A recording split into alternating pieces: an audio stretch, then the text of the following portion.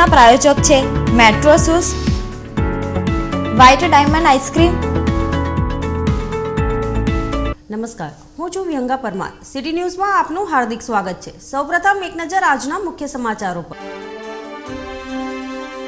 નર્મદા કોલેજની બાજુમાં ઝાડીમાં સગીર આદિવાસી કન્યા પર 3 નરાધમોએ બળાત્કાર ગુજાર્યો. 3 આરોપીઓ સામે સી ડિવિઝન પોલીસ મથક ખાતે ફરિયાદ નોંધાઈ.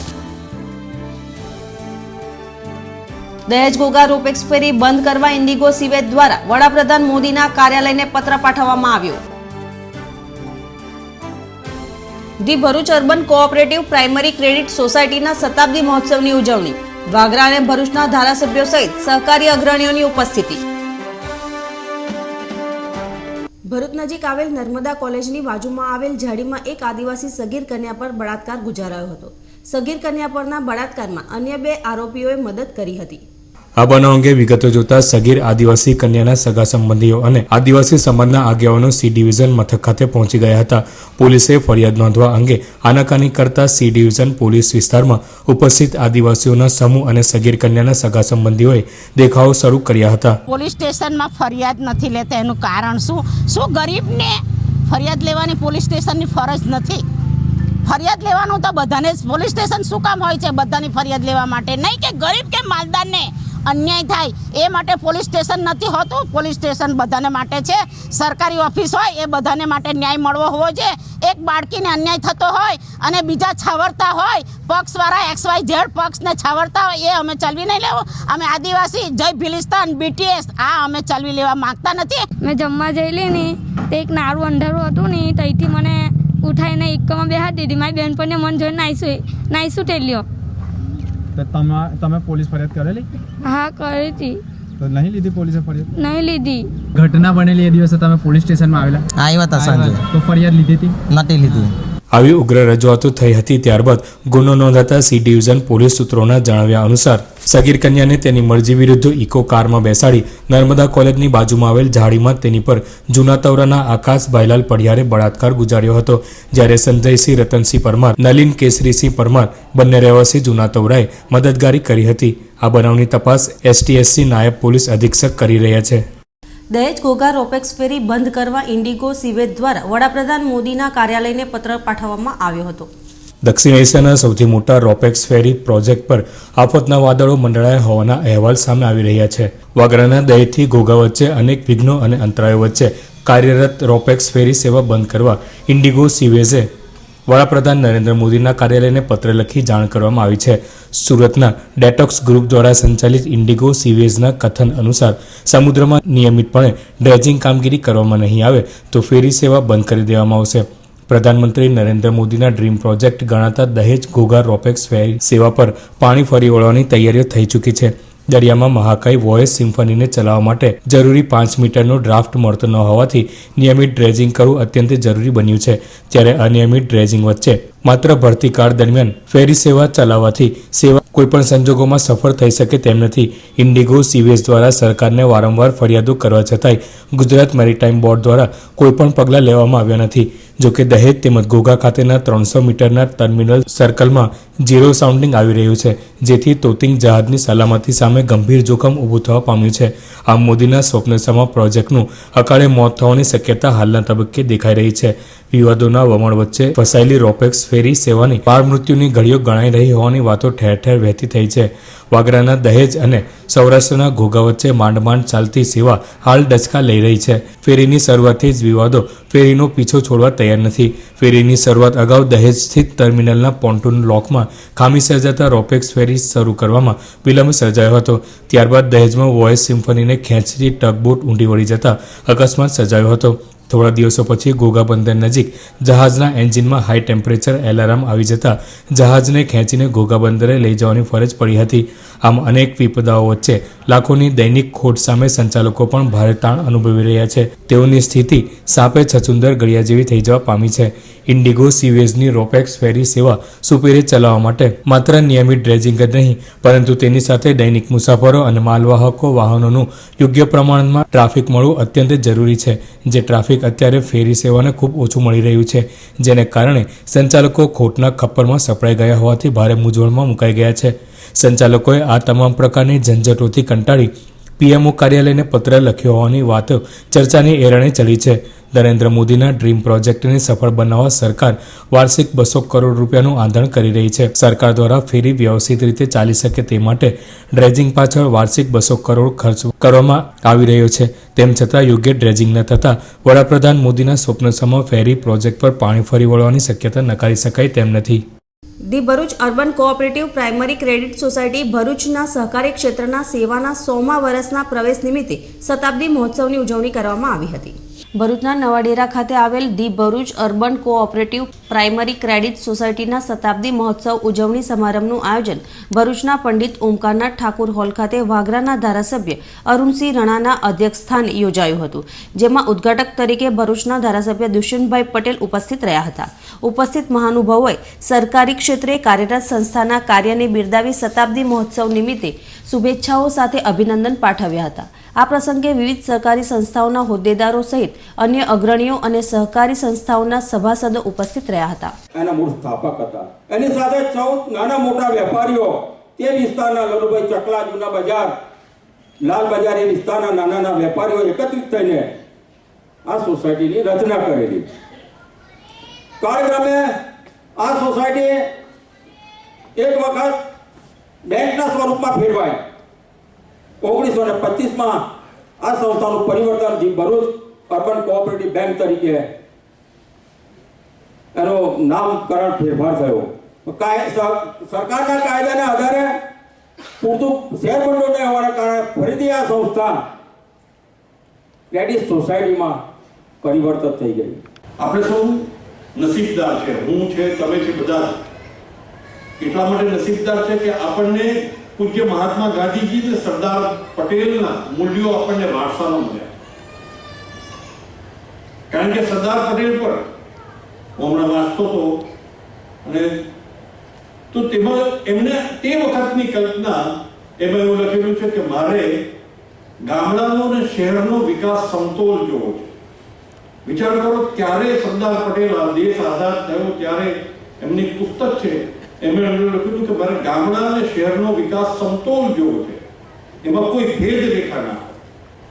હવે આ લાઈનને જ્યારે ખાલી આંખ બંધ કરીને વિચાર કરીએ તો આપણને ખબર પડે કે એ કેટલી દીર્ઘ દ્રષ્ટિ એમનામાં.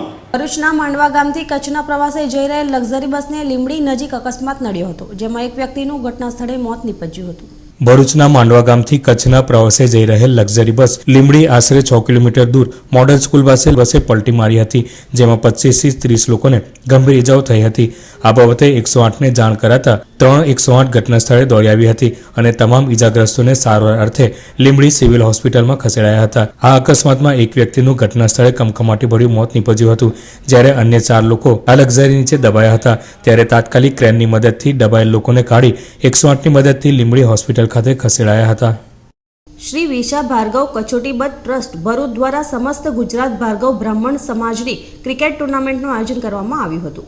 ભરૂચના કોલેજ ગ્રાઉન્ડ ખાતે આયોજિત સમસ્ત ભાર્ગવ બ્રાહ્મણ સમાજની ક્રિકેટ ટુર્નામેન્ટનો સમાજના અગ્રણીઓ દ્વારા દીપ પ્રાગટ્ય કરી પ્રારંભ કરવામાં આવ્યો હતો. ટુર્નામેન્ટમાં ભરૂચ ઉપરાંત સુરત, વડોદરા, કામરેજ, માંડવી વગેરે ટીમો વચ્ચે ક્રિકેટ મેચનો મુકાબલો યોજાયો હતો. जो कामली है वो भी अच्छी गेंदबाजी उनका साथ 14 रन हुए इस ओवर में, अभी ओवर जारी है. लेफ्ट आर्म होल्डिंग करिए कि फुल टॉस से कैच पकड़ लिया. बहुत बेहतरीन कैच, बहुत बेहतरीन कैच. जग्गो मार दो. ओके. નારાયણ વિદ્યાલયમાં ભવ્ય બાલોત્સવનું આયોજન કરવામાં આવ્યું હતું. નારાયણ વિદ્યાલય ખાતે પૂર્વ પ્રાથમિક તેમજ ધોરણ 1 થી 4 ગુજરાતી અને અંગ્રેજી માધ્યમના વિદ્યાર્થીઓના ભવ્ય બાલોત્સવનું આયોજન ભરૂચના જાણીતા સંગીતજ્ઞ સુકેતુ ઠાકર તેમજ શાસનાધિકારી નિશાંત દવેની ઉપસ્થિતિમાં કરવામાં આવ્યું હતું. આ પ્રસંગે પૂર્વ પ્રાથમિક ગુજરાતી અને અંગ્રેજી માધ્યમના જ્ઞાન સત્રમાં બેસ્ટ પરફોર્મન્સ કરનાર શિક્ષકોનું ઉપસ્થિત મહાનુભાવોના હસ્તે સન્માન કરવામાં આવ્યું હતું. શાળાના 700 જેટલા બાળકોએ ગુજરાતની અસ્મિતા, દેશભક્તિ, થીમ ડાન્સ, વિવિધતામાં એકતા વગેરે વિષયો પર સુંદર રંગારંગ કાર્યક્રમ રજૂ કર્યો હતો. આ પ્રસંગે શાળાના chairman Hemantbhai Prajapati, director VN Dhariya, doctor Bhagubhai Prajapati સહિત અન્ય શિક્ષકો અને વાલીઓ તેમજ વિદ્યાર્થીઓ ઉપસ્થિત રહ્યા હતા.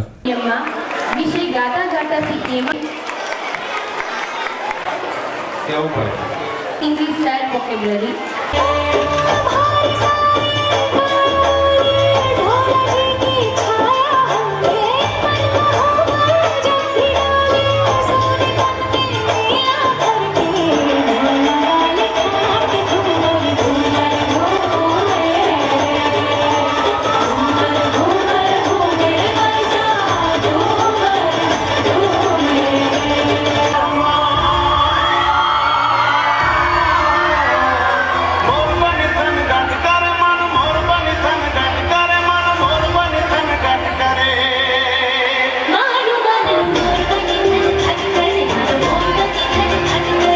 ભરૂચ ખાતે human rights and justice mission Bharuch district division દ્વારા બ્લડ ડોનેશન કેમ્પનું આયોજન કરવામાં આવ્યું હતું. ભરૂચના સેવાશ્રમ સંકુલ ખાતે રેડક્રોસ બ્લડ બેંક ખાતે રક્તદાન મહાદાન ઉક્તિને સાર્થક કરતા human rights and justice mission દ્વારા બ્લડ ડોનેશન કેમ્પનું આયોજન કરવામાં આવ્યું હતું, જેમાં સંસ્થાના કાર્યકરો સહિત પોલીસ અધિકારી ગામિત અને ટીમે પણ રક્તદાન કરી સમાજ પ્રત્યેની ફરજ અદા કરી હતી, જેમાં 60 જેટલા બોટલ રક્ત એકત્રિત કરવામાં આવ્યા હતા. આ પ્રસંગે યુસુફ ખાન પઠાણ, કિશન મોદી, ઝાહિર શેખ, અનસ શેખ સહિતના હોદ્દેદારો ઉપસ્થિત રહ્યા હતા. ખરેખર તો અમને આ કાર્યની અંદરથી અમને સહભાગી બનાવ્યા છે. આ સત્કાર્ય કરવા માટે અમને જે પ્રેરણા આપી છે અમને પણ એ માટે અમે પહેલાં તો પ્રથમ ખૂબ ખૂબ આભાર માનીએ છીએ અને ભરૂચની તમામ જનતાને અમે એક અનુરોધ કરીએ છીએ કે આ એક રક્તદાન જે છે મહાદાન છે. મેં અત્યારે જ વાંચ્યું કે આ ક્યાંક ફેક્ટરીમાં બનતું નથી. આપણે આ દાન કરવાથી જ બીજાને આપી શકીએ છીએ અને એમાં આપણો પોતાનો પણ સ્વાર્થ છે કે દર 3 મહિને તમે લોહી આપો તો તમારું બ્લડ પણ બદલાય છે, નવું લોહી આવે છે તમારામાં. તો એક બહુ સારું કામ છે અને તમામ હ્યુમન રાઇટ્સના ભરૂચ યુનિટના તમામ સભ્યોનો હું ખરેખર આભાર માનું છું અને એમને હું ઈશ્વર માટે પ્રાર્થના કરીશ કે એમણે જે આ ખરેખર આ જે ભગીરથ કાર્ય જે ઉપાડ્યું છે એમાં વધુને વધુ સફળતા હાંસલ કરે અને ઈશ્વર એમની હંમેશા રક્ષા કરે અને આ સત્કાર્ય તો વધુમાં વધુ લોકોને આની અંદર જોતરે એવી એમને બધાને હું શુભેચ્છાઓ આપું છું. ભરૂચ પોલીસના સી ડિવિઝન વિસ્તારમાં સમાવેશ પામતા સિત્તલ સર્કલ વિસ્તારમાંથી એસઓજી પોલીસે ઇકો કારમાં વહન થતો ઇંગ્લિશ દારૂ ઝડપી પાડ્યો હતો. એસઓજી પોલીસ સૂત્રોના જણાવ્યા મુજબ રાત્રિના સમયે મળેલ બાતમી મુજબ વોચ ગોઠવી જે દરમિયાન એક સફેદ કારને રોકવા જતા ડ્રાઈવર કાર મૂકી ફરાર થઈ ગયો હતો.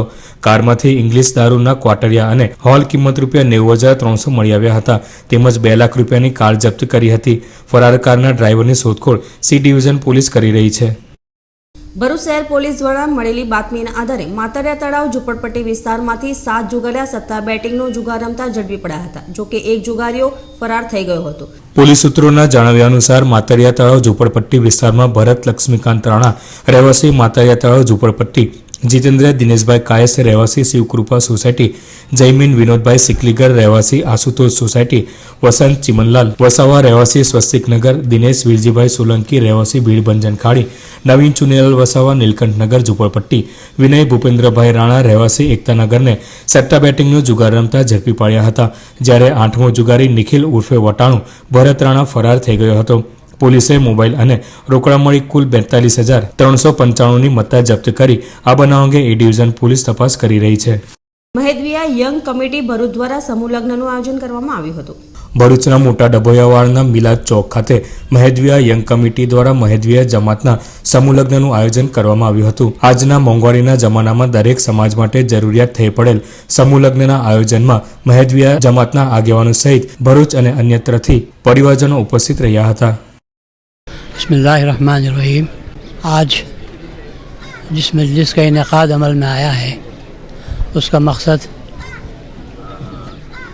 कई शादियों को जो मुख्तलिफ अंदाज में हुआ करती थी एक जगह पर करने का असल मकसद ये है कि एक तो रसूलुल्लाह सल्लल्लाहु अलैहि वसल्लम की सुन्नत पर अमल हो मगर उसमें अल्लाह ताला के रसूल के अहकाम की खिलाफ वर्जी न हो, क्योंकि जो शादियाँ अलग अलग से की जाती हैं उनमें लाखों रुपए का खर्च हो जाता है, गरीबों पर बहुत ज़्यादा भार पड़ता है. इसलिए इस बात की कोशिश की जा रही है कि इंसान को कम से कम ज़्यादा खर्च करने के बजाय किफ़ायत शारी के साथ काम करें और लोगों को फ़ायदा पहुँचाएँ. અંકલેશ્વર તાલુકાના સજોદ ગામના ખેડૂત પરંપરાગત ખેતીની સાથે આધુનિક ખેતી તરફ ડગ માંડી રહ્યા છે.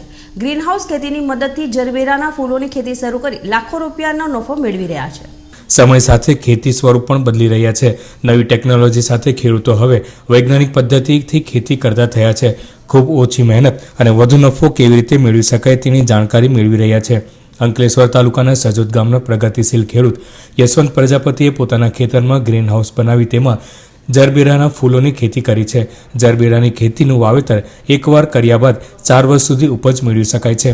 આ ફૂલોની ખેતીમાં વધુ મહેનત અને માવજત જરૂરી હોવાથી યશવંત પ્રજાપતિ જરૂરી દેખરેખ સાથે મહેનત પણ કરી રહ્યા છે.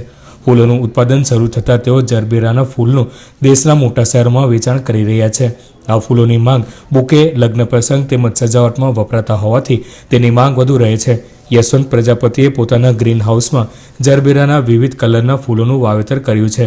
તેઓની સાથે તેમના 2 પુત્રો ઉચ્ચ અભ્યાસ અને ઊંચા પગારની નોકરી છોડી જરબેરાની ખેતીમાં જોડાઈ ગયા છે અને લાખોના નફો મેળવી રહ્યા છે. તેઓની આ સફળ ખેતી જોઈને આજુબાજુના ખેડૂતો જરબેરાની ખેતી અંગે જાણકારી મેળવી રહ્યા છે. યશવંત પ્રજાપતિએ જણાવ્યું હતું કે ગ્રીન હાઉસ ઊભું કરી ડ્રીપ ઇરિગેશનની મદદથી ખેતી શરૂ કરી હતી. ગ્રીન હાઉસ ખેતી મોંઘી છે પરંતુ નફો પણ વધુ મળે છે. પરિણામ માટે યોગ્ય માવજત અને ધીરજની પણ જરૂર પડે છે. હવે આ બધી ખેતી કરવા છતાં પણ આમ પણ મારો વિષય પ્રયોગાત્મક ખેતી કરવાનો ખરો, પહેલેથી શોખ ખરો કે કંઈક નવું આપણે કરવું. એટલે લગભગ મેં ગ્રીન હાઉસ બનાવતા પહેલાં 18 થી 20 ગ્રીન હાઉસની મેં મુલાકાત લીધી હતી. તેમાં સુરત જિલ્લાના નવસારી, માંડવી અને ઓલપા તાલુકામાં જે ગ્રીન હાઉસ આવેલા છે એની મેં મુલાકાત લીધી. અને આ બધા ગ્રીન હાઉસની મુલાકાત લીધા પછી મને પોતાને ગ્રીન હાઉસમાં જરબેરાની ખેતી બનાવવાનું મને વધારે નફાકારક લાગ્યું.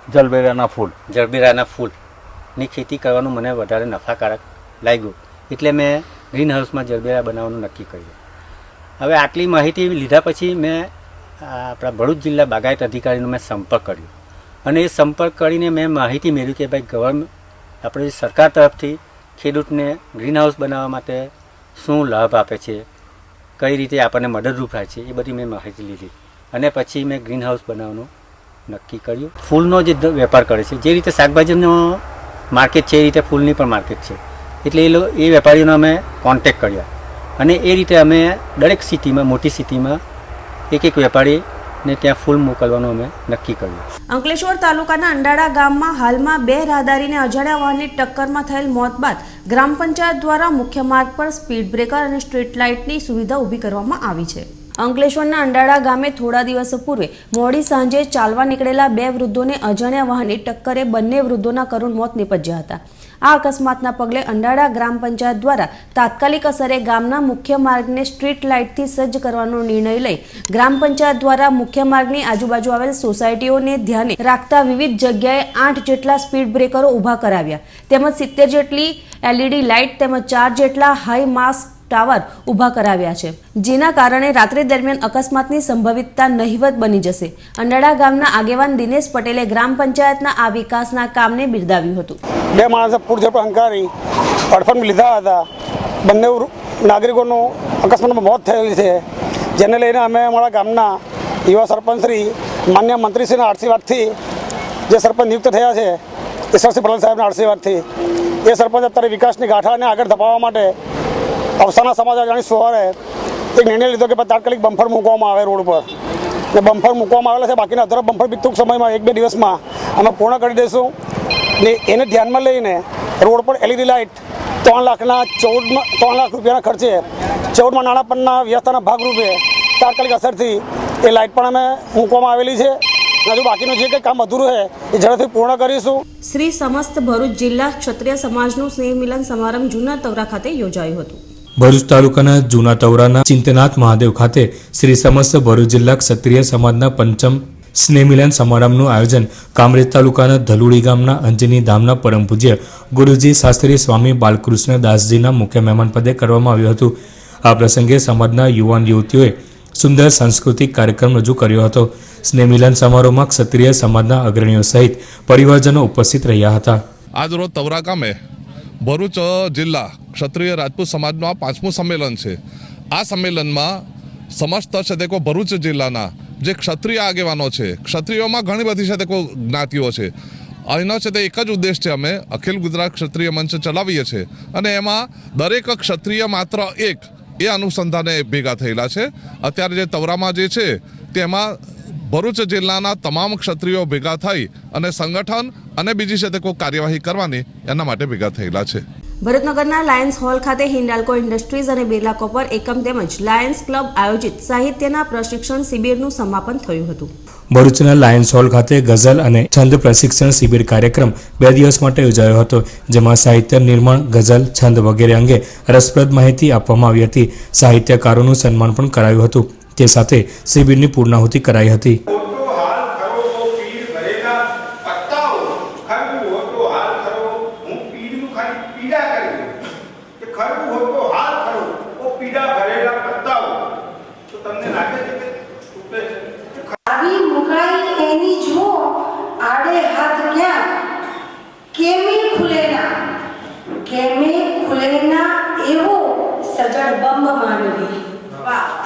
બારી બારણા અને દિવાલ ઘર થયા, બારી બારણા અને દિવાલ ઘર થયા, કોરા તળ પર એના કંકુ પગ થયા. પ્રેમ તાપણાની હૂંફ અમે લેતા રહ્યા, પ્રેમ તાપણાની હૂંફ અમે લેતા રહ્યા, થોડુંક હું ફૂક્યો, થોડુંક એ ફૂક્યા. Thank you. એટલી બધી પેઇનફુલ સિચ્યુએશન છે, કારણ કે માણસની માથામાં અને એને એવી વ્યક્તિને કહેવો છે કે જે એને સમજે. એટલે આ એક બહુ જ અદ્ભુત બાબત હોય છે. અને એક જમાનો છે કે હવે ગુજરાતી ભાષા ઇંગ્લિશની ને બધી ઘણી બધી બીજી લેંગ્વેજીસની સાથે કોમ્પિટિશનમાં રહેતા પોતાના નવા આયામો સર્જી રહી છે. હું ક્યારેય એવું માનતી નથી કે ગુજરાતી ભાષાના બહુ નુકસાન થશે કે આ થશે તે થશે. English medium, Gujarati medium, anyways જે વસ્તુ ઉપયોગી છે એ હંમેશા સ્વરૂપ બદલીને પણ ટકી જ રહેવાની છે. હાલનું સ્વરૂપ જમાના પ્રમાણે બદલાશે.